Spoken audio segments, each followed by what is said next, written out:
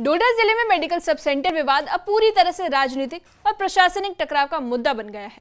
आम आदमी पार्टी के विधायक महराज मलिक के खिलाफ अब कर्मचारियों ने भी मोर्चा खोल दिया है। उन पर आरोप है कि विधायक ने डीसी डोडा और अन्य अधिकारियों के खिलाफ अभद्र भाषा का इस्तेमाल किया।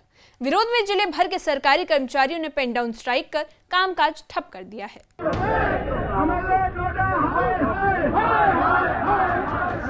डोडा जिले के खारा तहसील के केचा गांव का मेडिकल सब सेंटर पिछले कई दिनों से विवादों का केंद्र बना हुआ है।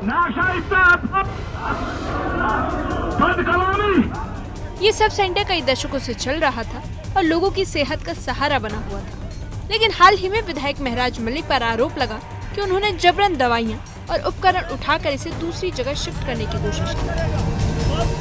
इस कार्रवाई से स्थानीय लोग भड़क उठे और विवाद धीरे धीरे बड़े राजनीतिक संकट का रूप लेने लगा।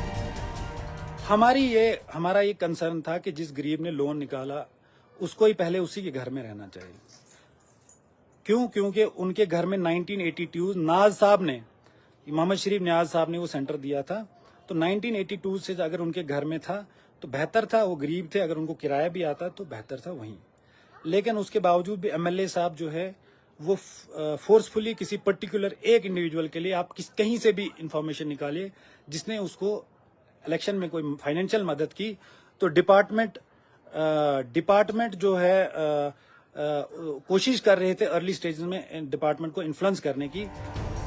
शिकायत के आधार पर गंडोह पुलिस ने तुरंत एफआईआर दर्ज की और जांच शुरू कर दी।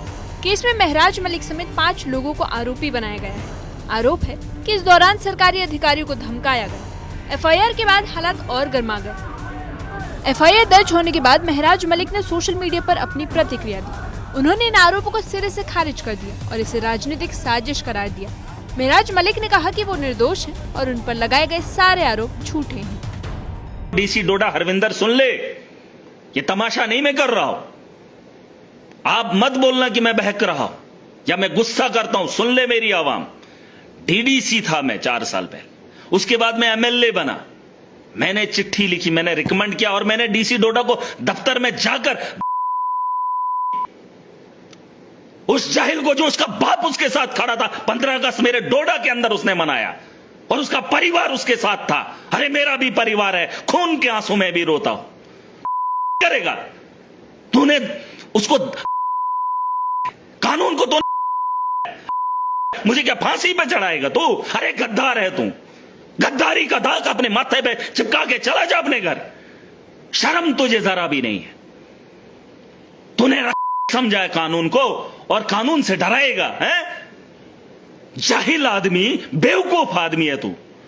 तेरे से निकम्मा नीच आदमी मैंने जिंदगी में नहीं देखा है। जा देख ले उस आदमी को चेहरा, जिस आदमी का किराया तेरे मुलाजमों ने नहीं दिया। मामले ने तूल तब पकड़ा जब डोडा जिले के सरकारी कर्मचारी भी विधायक के खिलाफ मैदान में उतर आए।